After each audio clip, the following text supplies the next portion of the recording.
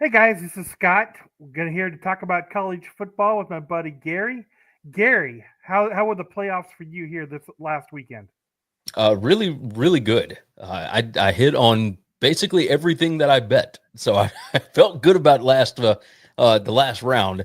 The first round, I had issues with Tennessee against Ohio State, but it's Me too. see that's the issue with handicapping, right? You're trying to figure out what a bunch of 18 to 24 at 24 now, I guess, Yeah. what they're thinking in a game, right? And it's what is their mindset going to be? How are they emotionally?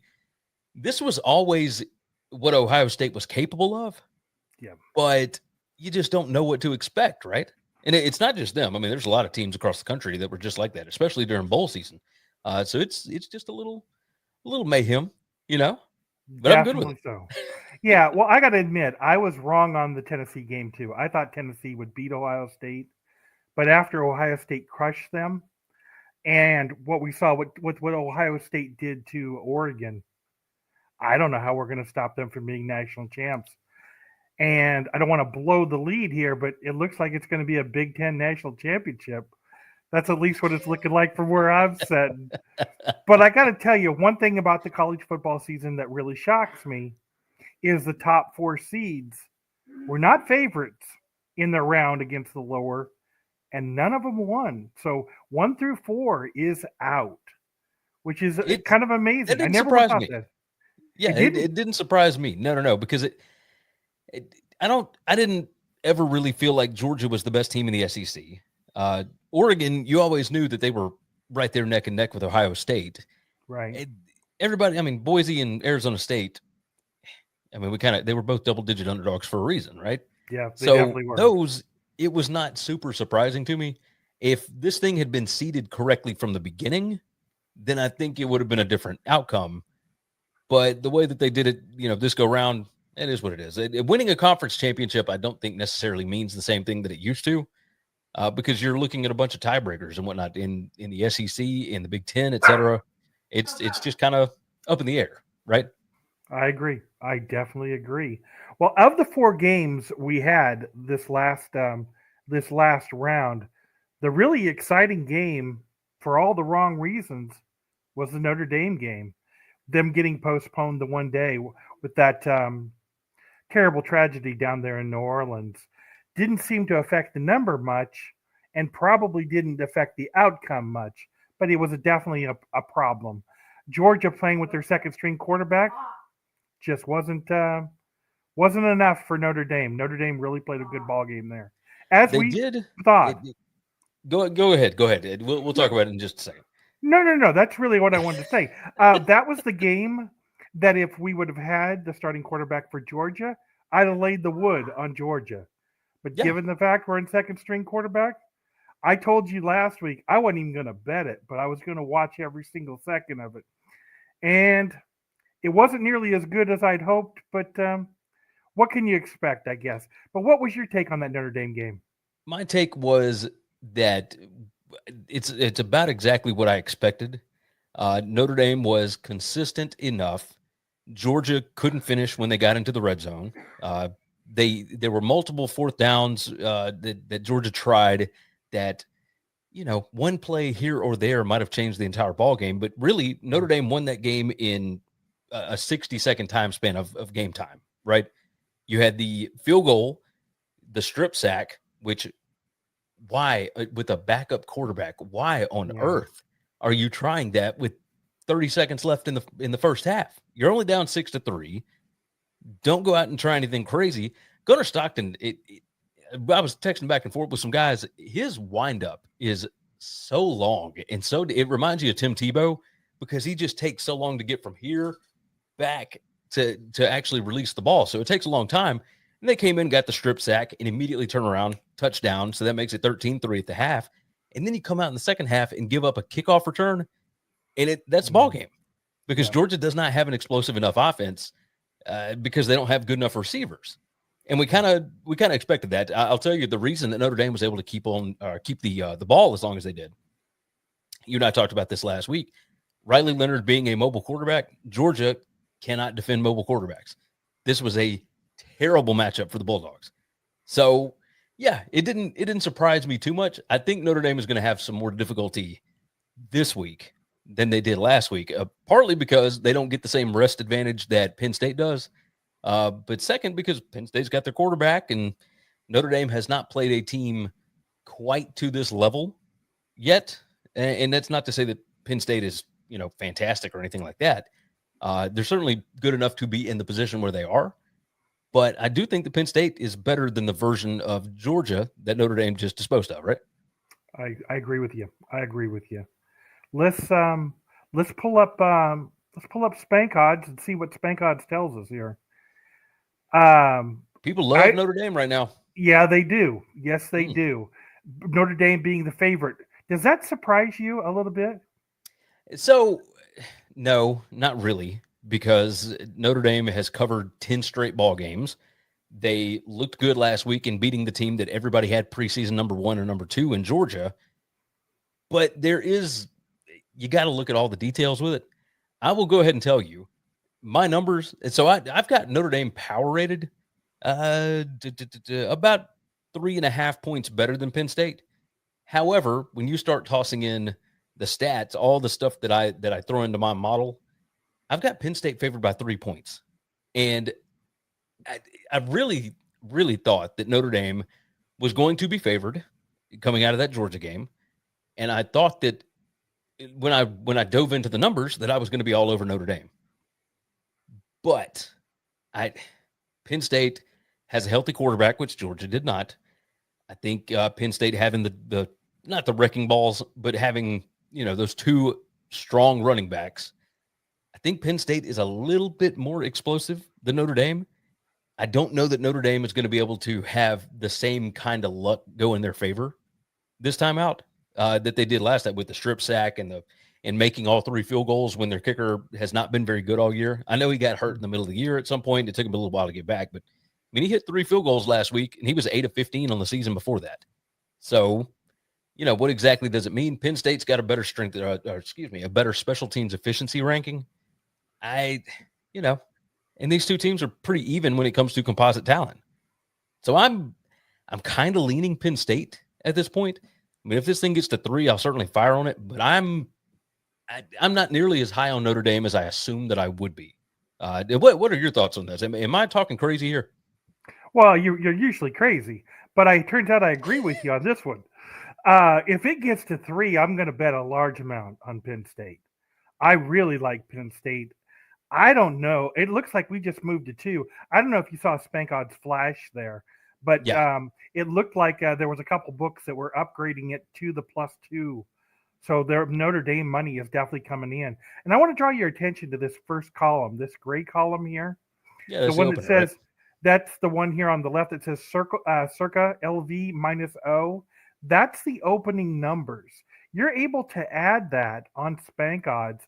If you just go into the bookie column and at the very bottom you click opening numbers, you can pick any book you want and you can put their numbers there. So this works really good for if the game is your traditional week long apart, you can look at how the number opened and then right day of game you can see the way the line moved.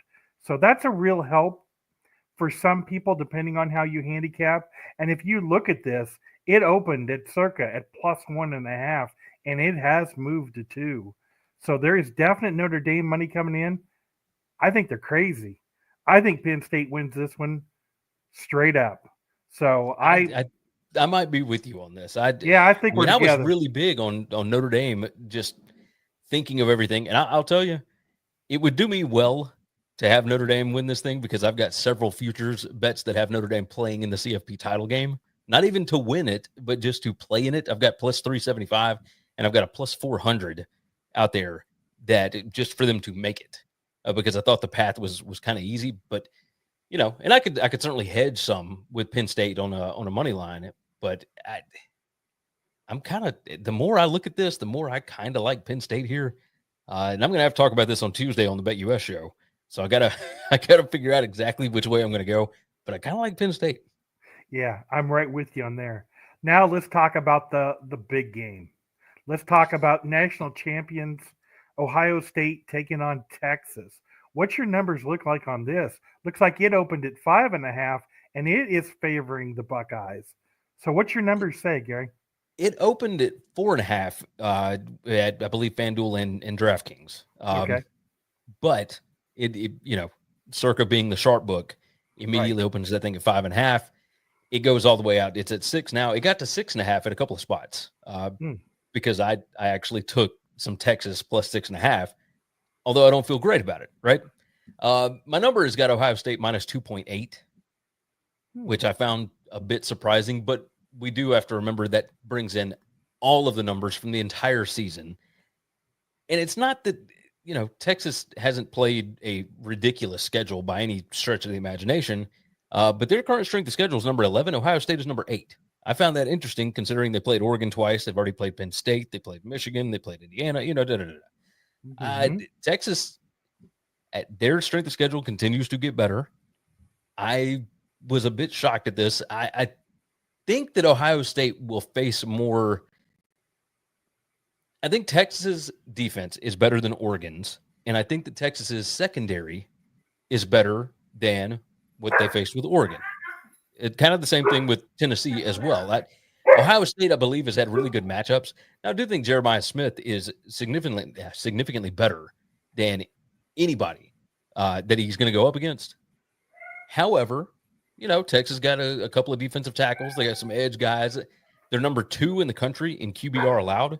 Ohio State number 4 on offense in QBR. I think this thing, especially with it being in Dallas, a lot of Texas fans, I think this thing could be kind of tight. I think 6.5 probably a little bit too much. 6 probably a little too much. But man, there is a part of me that thinks that Ohio State could just run away with this thing because I think they could beat everybody by double digits. Do you feel the same way about that? Actually, I do. I think 7's a better number in this game. Yeah. Right now that it's setting at 6.5, I think it'll probably go to 7. I'm probably going to bet smaller on this game because anything could happen with Texas. Texas has a pretty good team. I'm not discounting them at all. It being played in the state of Texas also is a nice advantage to them. I don't know. I'm going to really be stunned if they don't win. I would like for this number to go down, but I don't expect it will. I think 6.5, 7's the right number. I think if you're going to play one of these two games, you play the Penn State game, not the Ohio State game in this case. Yeah, I'm kind of with you. It got up to 6.5, and I could tell immediately using Spank odds, oh, this thing is about to go back the other direction. So I went ahead and grabbed a 6.5 just because my number told me to. But diving into it, and Texas is really good talent-wise. I mean, in the last matchup, Penn State and Notre Dame, we've got number 11 against number 10 in team talent composite. In this one, you've got Texas number 4 and Ohio State number 3. So you've got a lot of dudes on both sides of the ball for both of these teams and 2 really good defenses. I do think that Ohio State's offense is significantly better than Texas's. But there's a world where both of these defenses actually show up here and you get some nice coverage sacks, and it's just going to be who is going to make the mistake. Is it going to be Ewers or is it going to be Will Howard? And I can't answer that because I've seen both of them make mistakes. So who is it going to be, right? I do think Ohio State is just a significantly better team than everybody that's left in the field. So, I 100% agree. I think Ohio State's going to win this ball game. I'm a little more shaky on this game than I am Penn State. But I got to tell you, I have completely, utterly loved the playoffs. I didn't expect to nearly love it as much as I do. But I'm also hoping that they expand it to 16 and get rid of that first round bye and try to let the first and second in the conference automatically in the tournament and do something more about people down in the rankings a little bit further. The only disagreement with that line of thinking is the favorites have won every game. So but now, the favorites have won, but not the higher seeded team, right? So that's where it gets a little funky. That's certainly right. But I like to play these virtual games. I enjoy watching college football, no matter what. I'm going to play both of these games to see what happens. Last week I had Nebraska play Notre Dame. Nebraska beat them, of course, which I was really Of glad course to they did. see. I wish I could throw those games. I really do. I don't know how you cheat in that game, but because I do play them on autoplay. But I just enjoy college football. It's my favorite sport. I Same watch here. I watch a little bit of NFL, but I don't care about the NFL compared to college. I've been that way my whole life based on where I grew up. It's been Nebraska football since the day I was born, and that's the way it's going to end. That's why I I can really believe it. enjoyed doing this with you every week. And I'm just sorry we only have one more week to talk about it. But Oh, yeah. next week we'll talk about the Big Ten championship for the national championship. Penn State taking on Ohio State. It should be a lot of fun. Oh, yes. Gary, I agree. I agree with you. Let's not count our chickens, of course. but we're gonna get there. We're gonna get there. It really might be. And that boy, wouldn't that be something? I think that's where my money's going to be at least right now, unless something crazy happens. So tell me a real quick story about Texas here for me, real quick, with all the transfer stuff going on and the quarterback controversy that could happen at Texas. Because I keep hearing the number now $6 million for the Texas It's gone from quarterback. 4 to 6. I'm hearing 6. So here is what I have heard is Michigan State came in and talked about giving Quinn Ewers $4 million, and Oregon apparently came back, and there's been a bidding war, but it's not just those two teams. It's apparently several others have gotten involved in this. I do think it's kind of ridiculous that the starting quarterback for a Final Four team is having to go through negotiations and whatnot because his own team, who he has led to the Final Four in the playoff, probably does not want him back next year. Right. And that's a little weird. I don't think that Ewers is going to go to the NFL because I think he could make more in another year of college than he would going to the NFL. I've never seen numbers like this for one season because that's all he's going to have left. Yeah. I don't know what to do with this. I think if Oregon really wants him, then they're going to get him because Phil Knight will pay whatever it is that they have to have. And so that's my guess on it. I think that he's going to go to Oregon if all the rumors and whatnot are true. But boy, that's some crazy stuff, man. It's definitely a crazy. weird sport. But you can understand why Texas is taking the position they are taking. They can't yeah. let him start next year because if they do, then the other quarterback's going to transfer, and they don't want to lose him because he's got more eligibility. So it's definitely a cat chasing his tail type situation, and they're making the only decision that they can. So college football is greatly different. Oklahoma just did this, right? They had Jackson Arnold. They let Dylan Gabriel walk, and he leads Oregon to the playoff. And Jackson Arnold doesn't play so well, and he immediately enters the transfer portal, and he's down at Auburn now. So you never know how these things are going to go since it is basically free agency every year with these guys. Yeah, I wonder if maybe they need to adjust the NIL a little bit because it's a little bit out of control. I want the kids to get paid, don't get me wrong. And if the coach leaves, I think you should be able to leave too. But I don't know about you leaving every year. I don't know if that's right. Yeah, I don't think that's. I would disagree there. I not disagreeing with you. I disagree with the way that the rule is set up. But they keep losing court cases, and I mean, what are you gonna do? You know, there's nothing you can't do. Well, Gary, it's been a real pleasure talking to you every week. We'll talk next week about the about the national championship game. Where can people find you on X or Twitter or whatever you want to call it? X, the easiest way, at Gary WCE. That is the best way to do it. We are doing the BetUS College Football Show, still rolling with that. That's going to be the next week. What is tomorrow? Okay, the next 2 Tuesdays. So the 7th and the 14th. I know my schedule is so wild right now. And then we're doing the National Championship Day. So January 20th, we're doing, live prop bets, et cetera, before the game starts. So we still got several of those, and we continue on into the offseason with that. But also check out winningcureseverything.com, and that is where you can find my personal podcast and YouTube show, et cetera. But I have a blast. You can find it. Easiest thing, just go to @GaryWCE on X. That's the best way to do it. That sounds really good. And one thing I hate right now is with the NFL playing on Saturday. I kind of screw up what day it is because I Yes. kind of use that as my benchmark that we're on Sunday. And yesterday I was a little bit screwed up. Um, and now there's no Monday Night Football, so I don't have that. I don't know. I Oh have a yeah. hard time telling days apart because I do this every single day. Oh yeah. From the minute I wake up till the minute I go to bed, I love it, but sometimes you lose track of what day it is, which is kind of frustrating. You But got that right. if you You want to got that find right. me, I'm on X or Twitter or whatever we're going to call it today. I'm at Vegas Horse Pools.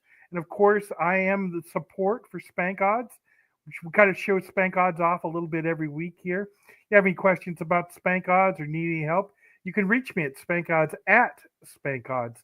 But that'll be our show for today. We'll see you guys next week. Thanks for joining in.